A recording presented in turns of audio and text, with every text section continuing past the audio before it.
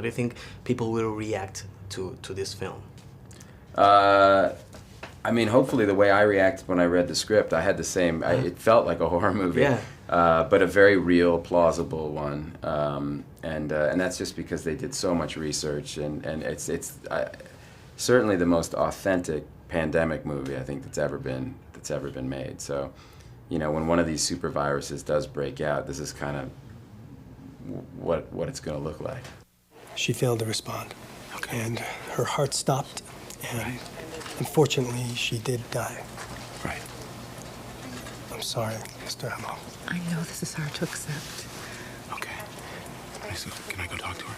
Mr. Emhoff, I'm sorry. Your wife is dead. You know, I mean, I just saw her. We were just at home. Is there somebody that we can call? Someone who you think should be here with you?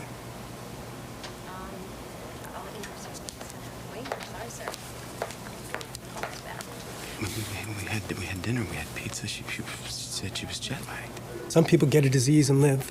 Some get sicker and die.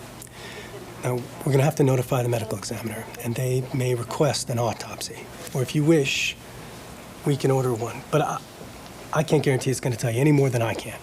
I mean, my best guess is that this was either meningitis or encephalitis, and with encephalitis, we're in the dark a lot of the time. If it was summer, I might say a bug bite, you know, West Nile. Herpes can cause encephalitis. She doesn't have herpes. What are you talking about? Okay. What happened to her? Okay, there's after 9/11, there was Katrina, there's been some tsunamis, earthquakes, hurricanes, and don't you think this we're living like in an era where people can get scared easily, and besides creating awareness, which this movie does very well, Right. can, you know, like generate some fear in people in the audience? Yeah, I mean, I think what the ultimate message of this movie is to not panic, you know, and to not, and I think that's something, I mean, in my own life, I try to always make sure that, you know, check myself and make sure that, because fear sells, you know, so if the news can get you to tune in to a story that they think is going to scare you, they're going to tell you that story. Because they've got advertisers and they're selling ad space. So, so you know, fear is a good sales tool. Okay, so good sales pitch. Yeah. So I always try to think like, well, is there a reason to be like? I heard they're evacuating Lower Manhattan today. Yes. But you know, there's a precedent for that. Like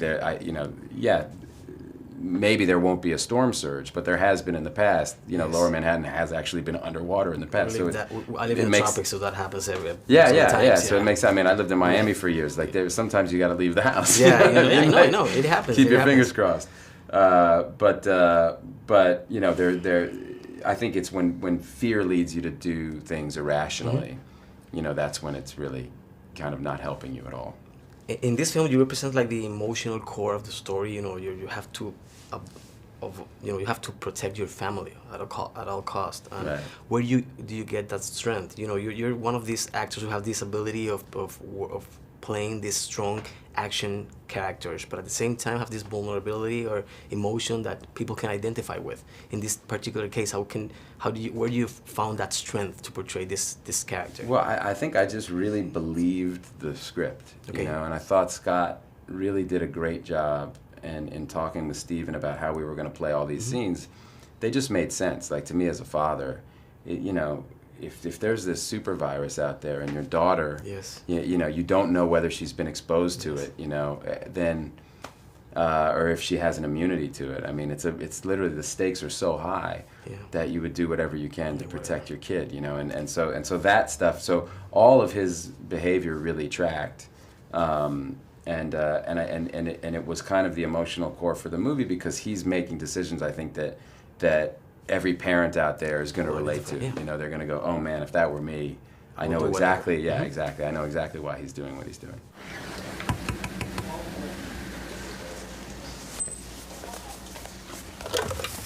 Hey. Dad. Hey. Are you sick? No. This is all just, you know, a precaution. They're, you know, just making sure. But you were with them. You could still get it. No, I won't. They said this happens really, really fast, and I'm fine. There's nothing wrong with me. There's nothing wrong with me. We're okay. I should have been there. I could have helped. No, honey, no. It's good that you weren't there, honey. I'm happy. If something happened to you, honey, you're here now, you know. I'm happy about that. I'm happy about that.